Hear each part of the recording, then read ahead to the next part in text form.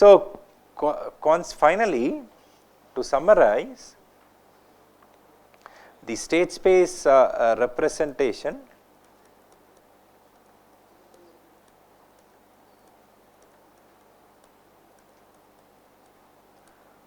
of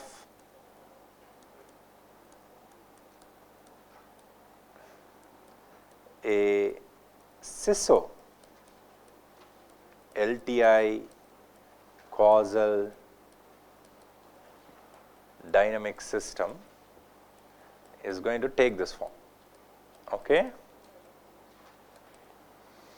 In general, it's going to be x dot t equals axt plus but. Okay. Y of t is going to be equal to c dot xt plus dut. Okay, that's the state space representation of a CISO LTI causal dynamic system. Okay, so the first equation is what is called as a state equation.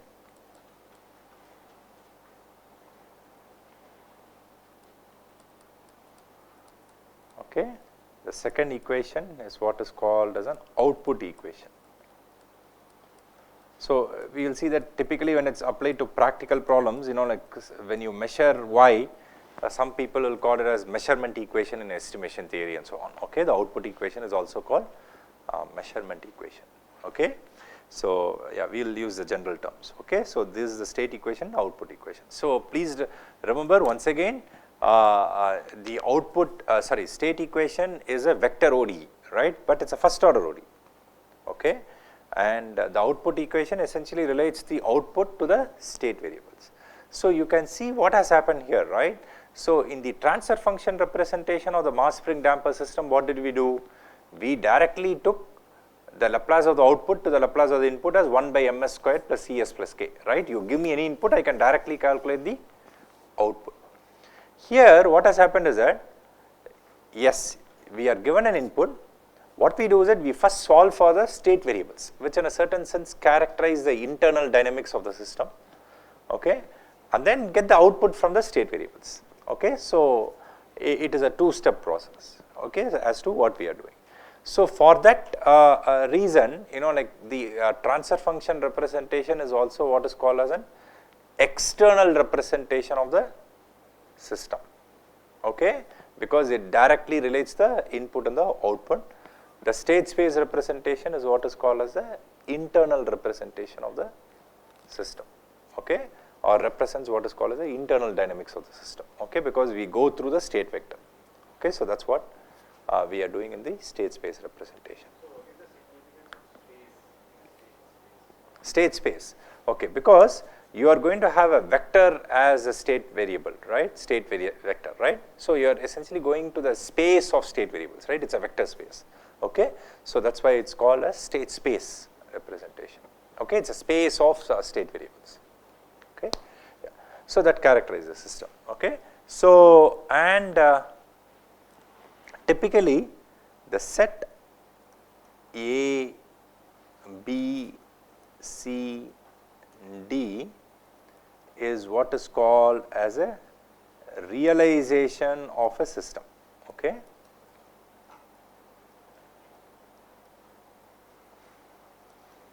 So that's a terminology which we will encounter. Okay, that's what is called as a realization of a system.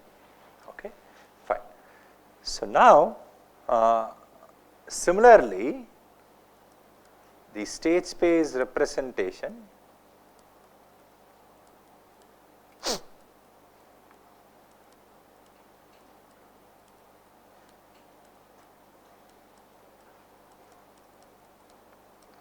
of a MIMO LTI causal dynamic system is going to be the following. Okay, so what happens in the case of a multiple input, multiple output dynamic system? What's going to happen is that x dot t is going to be equal to axt plus capital B ut. Okay, now U is a vector. Okay, the matrix, you will still have n state variables, n being the order of the system. Okay, but the change is the second term, which is B ut, B will become a matrix. Okay, because U is a vector. And similarly, the output equation, since Y is a vector, we will have it as Cx of t plus d u of t. Okay, so that's the change which would happen. I'm sorry, what is that? No, we don't have, but I'm just introducing it to you, right? So yeah, so essentially, let us say, consider, let's say m inputs. Okay, or let me use a different character. Let's say p inputs and q outputs. Okay, of course PQ greater than 1, right, for a memo system. Okay, so now what do you think will be the size of each of these matrices? The what to say, the state matrix A is still the state matrix, that will be n by n. Okay, that is not going to change, right? Now B is the input matrix, right? What will be the size of the input matrix? So B is now called as an input matrix. Okay. Okay. Previously, small b was called as an input vector. Okay. Now it's called input matrix. What do you think should be the size? It's going to be equal to n cross p, right? Because you are multiplying a vector of dimension p, right? U is a vector of dimension p, right? Because there are p inputs, right? So then you must have p columns in B, and the product gives you a vector x dot. X dot has n column, n is of dimension n, right? So the number of rows in B should be n. So that's why we get the size of B to be n by p, right? And then like C, the matrix C, what is it going to be? We call it as the output matrix. Okay, what would be the dimension? It's going to be q by n, right? So that's what we are going to get for C. And what about the size of D? D is what is called as the direct transmission matrix.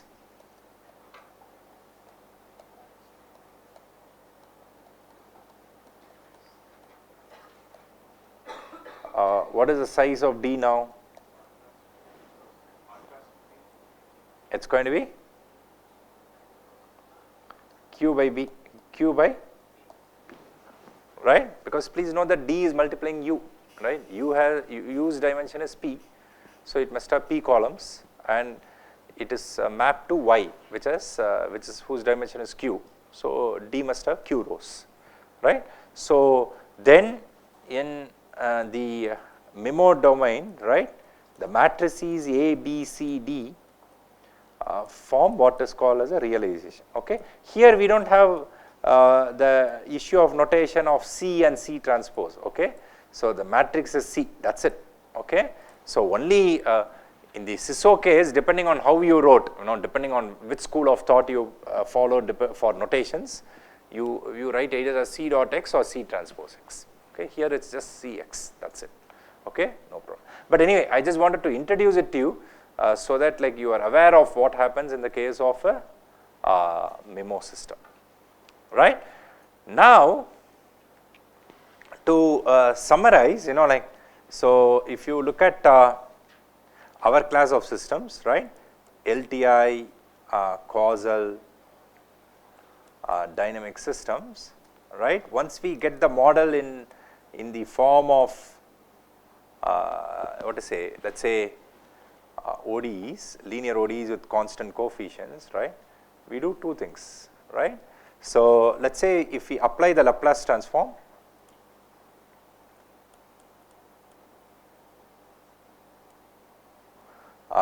with 0 initial conditions, okay, what we get is what is called as a transfer function, right?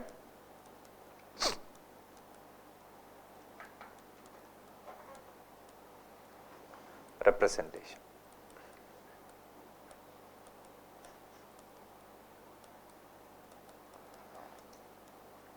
Okay. So, similarly, if we just rewrite as n first order ODEs,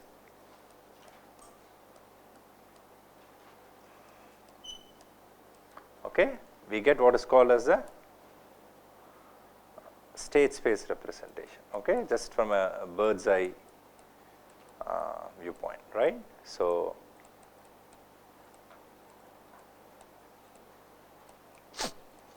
that is what we have, right, if we just rewrite in terms of first order ODEs, right. Now, this transfer function representation, because it just directly relates the input and output, it is also called as the external representation, okay, of the system or the plant, since we directly take the Laplace of the output and relate it to the Laplace of the input, right, through the transfer function.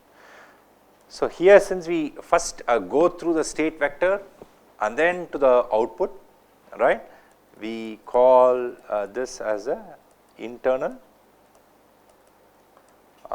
representation.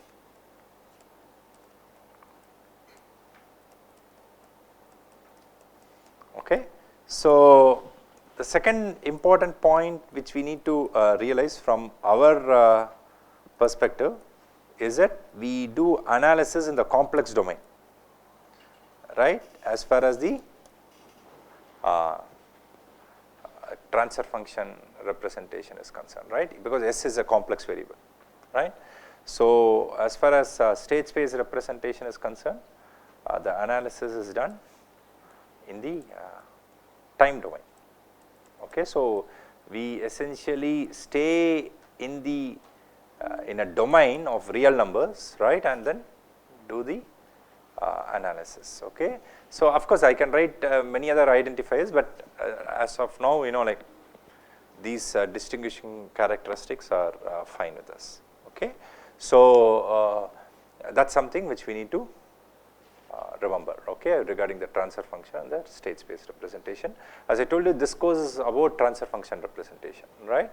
And we will also see that when we go to state space representation, you can analyze both free response and forced response, okay. We do not make the assumption that the initial condition needs to be 0, and that gives rise to the fact notion of stability called stability of an equilibrium and so on, okay. So, which we will not go into here, but we will look at those, when you come to let us say an advanced course in controls that deals with the state space representation, right, okay.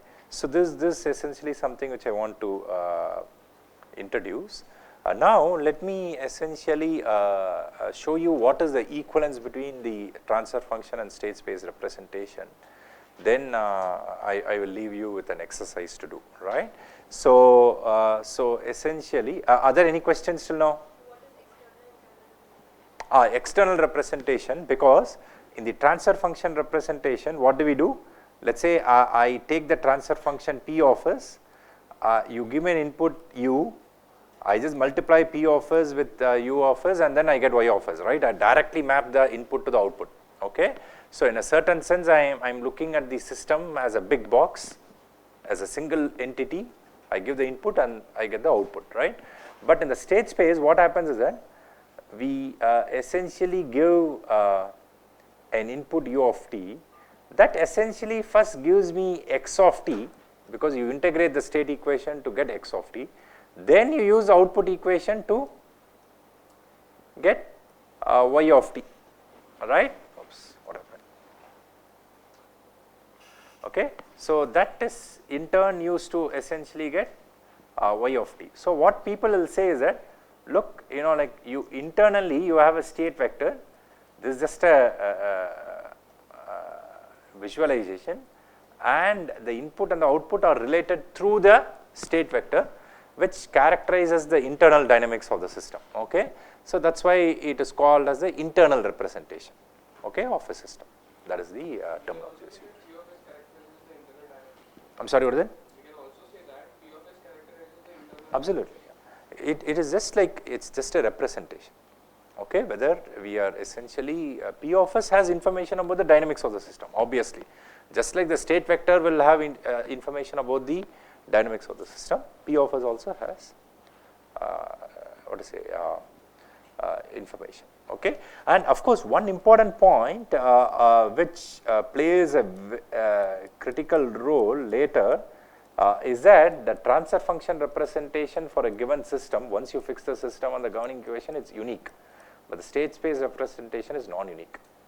Okay, so in fact that's an important attribute, because if I give the mass spring damper system, all of us in this room will get the same transfer function, 1 by ms squared plus cs plus k, but state space representation, depending on what state variables we choose, right, the representation will be different, but they will be equivalent to each other. Finally, you give the same input, the state variables may be different, but the output will be the same. Okay, that's assumed, right, but you can have a non-unique state space representation. Okay, so that's important. Okay, so let's just consider the SSO LTI causal dynamic systems. Okay, so let's restrict ourselves to SSO, this one, right. So we know that the state space representation is going to be x dot t equals axt plus but, and the output equation is going to be c dot xt. Once as I told you, you can also write c transpose x. Okay, absolutely no problem. I am just writing c dot x. Okay, so just a notation, right? Okay, so that's what. Now this is the state space representation. I want to essentially figure out what is the transfer function of the system, right? So although it's a vector ODE, I can still take the Laplace transform, right? Because it's a linear ODE, right? So take the Laplace transform.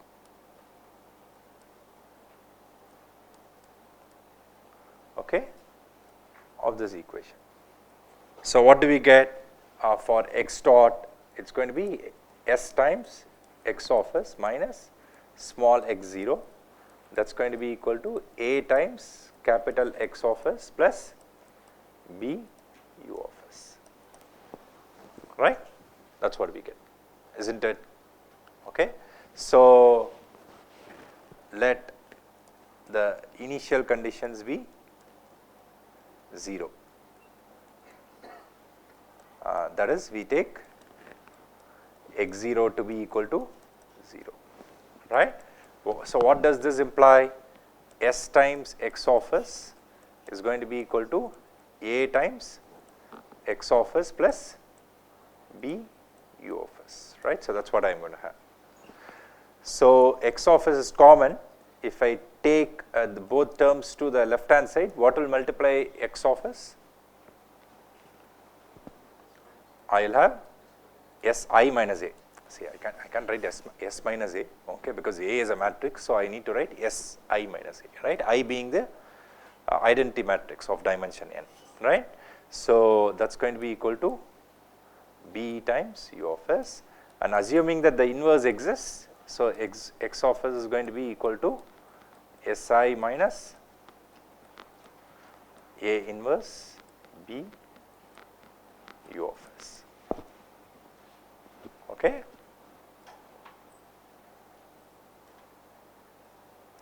That's going to be capital X of s. Okay, I'll just be done in a couple of minutes.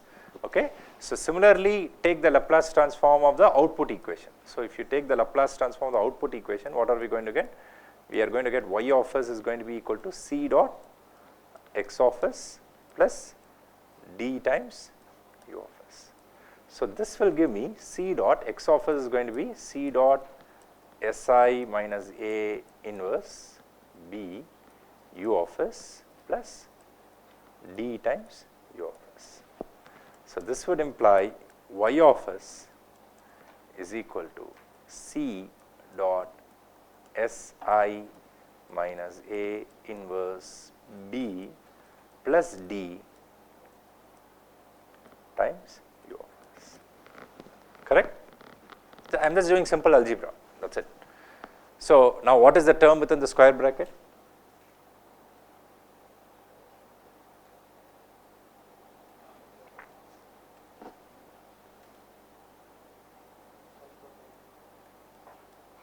P of S. The Plant transfer function, right? See, what is the definition of the Plant transfer function? It is the ratio of the Laplace of the output to the Laplace of the input when all initial conditions are 0. That is what we did, right? So this implies that the Plant transfer function is going to be equal to, for the CISO general class of CISO LTI causal systems, the Plant transfer function is related to the state space representation through this formula, okay, C dot Si minus A inverse B plus D. So what is the sequence of operation here? So you calculate Si minus A, you take the inverse, multiply that resultant matrix with B, you will get a vector, then take C dot that vector, right? You will get a scalar function of S, right? So that is the relationship, okay, between the transfer function and state space. So as homework, what I am going to do is that I am going to ask you to check this equation or relationship for the mass spring damper system. Okay, we already know the transfer function and ABCD for the mass spring damper system, right?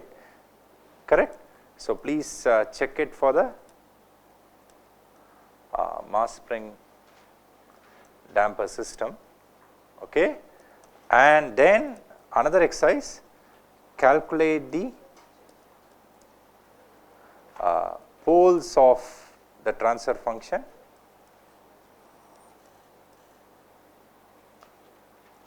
and the eigenvalues of the state matrix, okay, and comment.